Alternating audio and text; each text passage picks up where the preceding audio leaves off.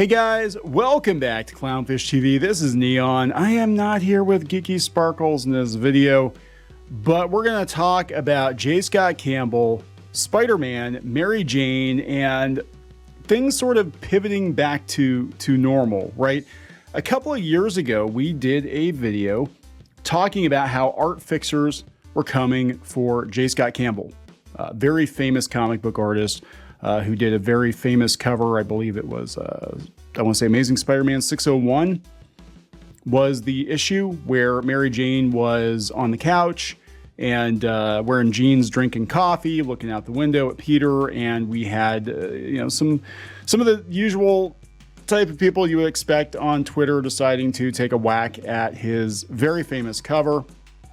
And somehow this thing blew up into a big deal. Business Insider actually did a whole article about it talking about art fixing, like seriously. And they actually quoted us in that, weirdly enough. But yeah, so a couple of years after that blows up, we've got Ultimate Spider-Man, and it's selling very, very well. It actually is reverting Peter and Mary Jane back to their married status. Now they've got kids. The book is selling incredibly well. Now, I can't vouch for the continued quality of it. Some people said that it's starting to come off the rails already, just a couple of issues in, but it is selling very well. And it's very clear that this is what comic book fans want. This is where Peter Parker and Mary Jane would have been had their marriage not been undone. And now it looks like J. Scott Campbell is getting another chance at doing that cover. This time with them being married. She's happy and she's got her kids and the whole family is just chilling. And it's pretty cool. I think it's kind of fun. The daughter is actually in the pose that MJ was in, the one that wasn't realistic supposedly. But I think it's showing the swing back to what works in comics. And I don't know if it's just because they're desperate. I mean, we've heard people at Disney, Bob Iger in particular, saying that they're going to try to pivot with Marvel, try to figure out what works because they've had a lot of misfires. And weirdly enough, the biggest hit that they've had lately, I believe, is X-Men 97, which got a ton of views. It's getting a ton of buzz. There are some people that don't like it. And if you don't like it, that's fine. I actually gave it a very good review because from where I'm sitting, this is the truest version of the X-Men that we've had in like 10 to 15 years. And it's a cartoon show. It's not the Marvel comics. It's not the mainline comics. I don't think Gail Simone's X-Men reboot is going to be anywhere near what X-Men 97 is because it's based partially off of the Chris Claremont run. And, that's like the most beloved era of X-Men. So let's talk about this. Before we get into it any further, please subscribe for more pop culture news, views, and rants. Guys, no woohoos in this video. She's not here, guys. Sorry. She's going to be in another Disney video today, though. But yeah, let's talk about this because he's getting a lot of praise. And I remember J. Scott Campbell was getting attacked on Twitter almost every other month, it seemed like. I mean, not only over a years old Spider-Man cover, very famous cover, by the way, but he was attacked over the way that he drew Riri Williams. He's been attacked over other female characters.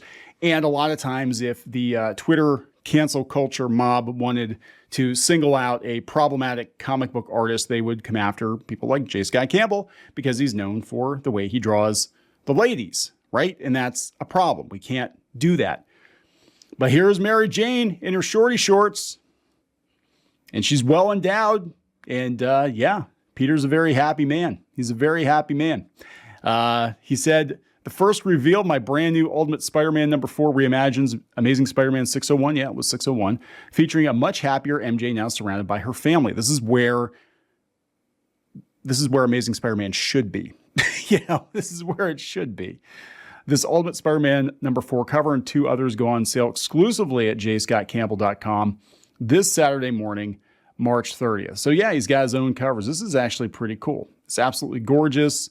Thank you. Big fan of your work. Covers one for the ages, dude. Yeah. Is he selling it only through his site? This is going to sell like crazy on secondary market then. Yeah, so he does do a bunch of exclusive covers. I just think it's kind of funny because this is going to sell like hotcakes. It's going to sell like hotcakes. His stuff still sells incredibly well.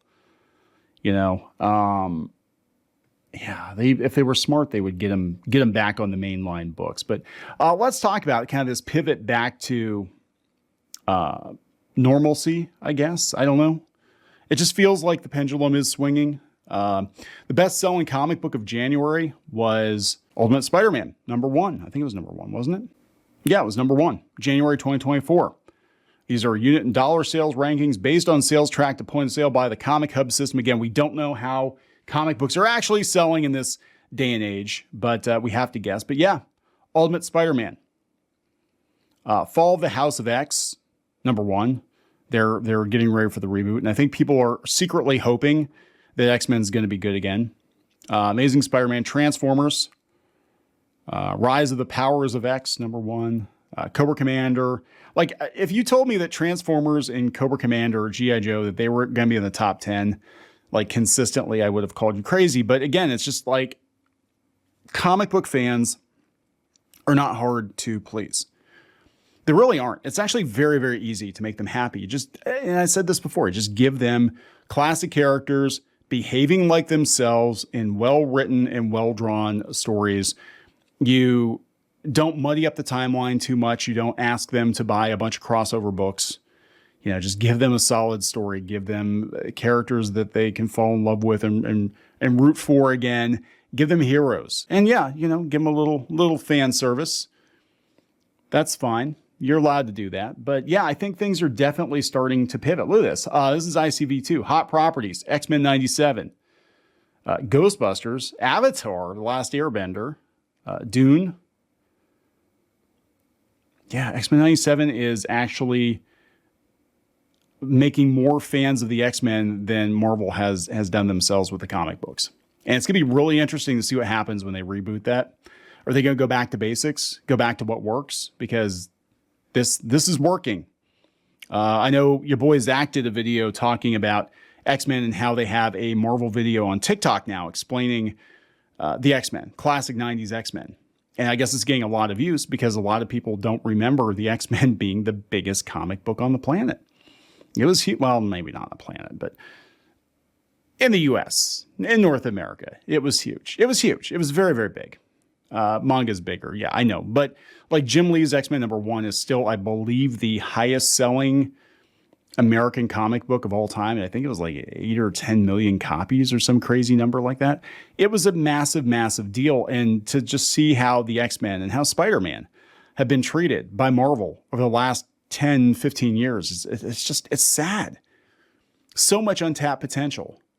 Yeah, I mean, Batman screwed up, but they haven't screwed up as badly as Marvel has with X-Men. Spider-Man, hopefully they can course correct. But yeah, I thought this was really interesting, guys. So haters can suck it. Again, there's an entire article out here just 2 or 3 years ago about him being problematic and his art needing fixed. I think he took that down. But this person went and redrew his art. And then he redrew the redraw. And then the person got mad. Because how dare they be called out for calling him out, you know? That is very much the internet. That is very much how it works. So it was an Adventure Time stand, non-binary Finn Mertens. I made an attempt at fixing this because it was so bad, LOL. It's not perfect, but it's better than it was, and that's all that matters, LOL. Just don't look too closely at it. It's fine. And might as well tag fixing bad comic art since their blog is mainly what inspired me to do this. Yeah, so he just like completely ripped them to shreds. I'm sure this person's probably not even on Twitter anymore. Yeah, somehow we got quoted because we did a video on it. I thought that was kind of interesting. And I'll tell you the truth, this is one of the only times that YouTube has had a problem with our thumbnail. I had to put a crayon over her cleavage because YouTube would not let me put that in the thumbnail. And I'm going to try putting the other image in the thumbnail and see what happens, but I have a feeling that I'm going to run into the same issue. Because YouTube is really weird about that. And they have AI looking at the art. It's not even humans anymore. It's just AI. But there we go, guys. J. Scott Campbell. having his revenge. This is pretty cool. I'm going to wrap it up. Please subscribe for more pop culture news, views, and rants. We'll talk later.